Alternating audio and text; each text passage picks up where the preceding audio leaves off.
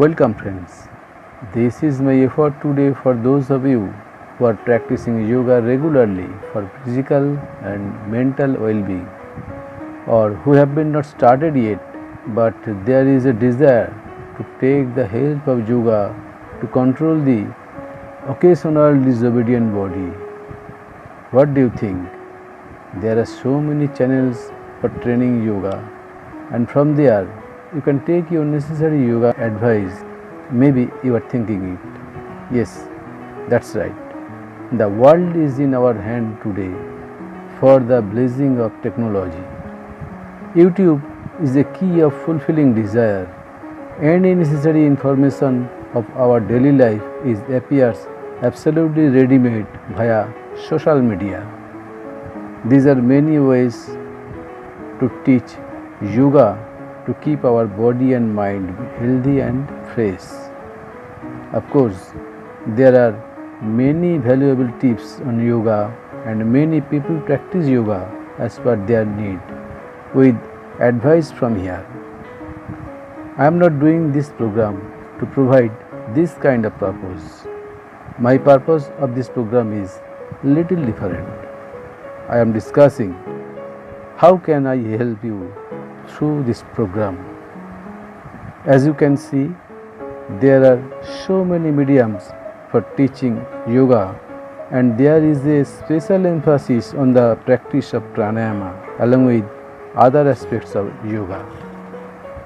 There is no doubt that the contribution of pranayama very important to keep our body and mind healthy and beautiful. Before we get the information of pranayama, let's take a look at how our respiratory system works during normal breathing. When we breathe in, the outside air enters the nasal passages through two nostrils, and from there it enters the two lungs through the trachea and two bronchi. Then it again divided into many branches in the lungs, and then small air sacs or alveoli, which is about 500 millions in number. These air sacs are surrounded by a network of fine blood vessels or capillaries. This is where the oxygen in air mixes with the blood, and carbon dioxide of blood mixes with air and exhales out of the body. Thus we breathe in and breathe out 12 to 18 times per minute. This is our normal respiration. Now I am talking about pranayama. By controlling the normal breathing of our respiration, various pranayams are practiced, and we can learn about the process and their amazing benefits of these pranayams from various yoga scriptures. We have many types of pranayams for general practice. However, it has been seen that Kapalbhati, Anuloma Viloma, Bhastrika, Bhramari are mainly given more importance. Out of these pranayams, I would like to tell something about Kapalbhati pranayam today. We know that practice of Kapalbhati strengthens our lungs, increases the air holding capacity of lungs, beneficial for common cough and cold and sinusitis, increases digestive power, improves constipation, reduces body fat, insomnia, menstrual problems in female, and many more. Some even claim that practicing Kapalbhati is also beneficial in kidney stone, gallbladder stone, cancer, AIDS, etc. etc. Considering all these benefits, if you start practicing Kapalbhati without knowing it properly, it can be dangerous as taking medicine from shop of your choice without consulting a doctor. Judging the patient's condition, a doctor can determine the method of treatment and how long the treatment will last. Otherwise, the wrong treatment does not cure the disease, may aggravate the patient's problem. and even life may be in doubt. The same can be said about Kapalbhati. Before answering the question of what are the side effects of practicing Kapalbhati, let's see how this Kapalbhati is practiced.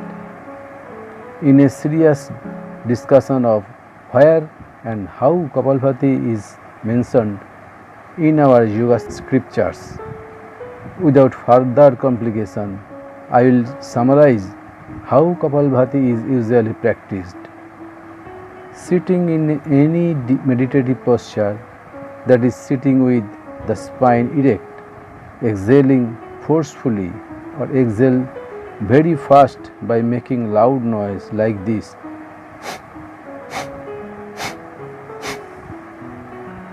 Practicing Kapalbhati in this way causes a jerk to the body, and for those who have problems like spondylitis in the neck or lumbar region, this problem who have heart disease, what kind of problem can they get if they practice Kapalbhati? Suppose someone has a blockage in the artery of heart, but it is in a place for which there is no such problem in his normal routine. Now he started practicing Kapalbhati to get rid of the disease. It may be that as a result of sucking the body, it moves away from a less important place and closes an important artery of the heart. The result is a terrible danger rather than cure. People who have gallbladder stone can cause a gallbladder injury by pushing the stone inside the gallbladder. It may also be that they get stuck in the bile duct, resulting in abdominal pain, nausea, vomiting, jaundice, which is called obstructive jaundice.